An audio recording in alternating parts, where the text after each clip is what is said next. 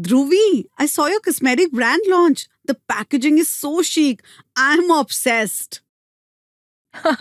Thanks. It felt surreal. I'd been planning it for years.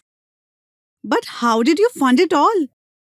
I had started investing regularly in a Flexi Cap Fund. It's a type of mutual fund that invests across large cap, mid cap, and small cap stocks. This flexibility allows the fund manager to adjust allocations based on market conditions.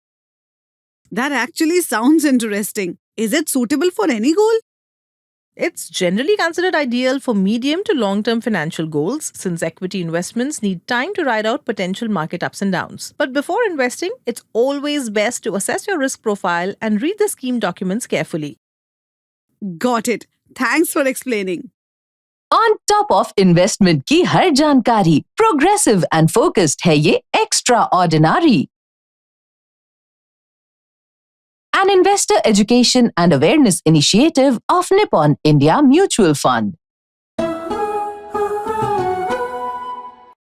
Mutual fund investments are subject to market risks. Read all scheme-related documents carefully.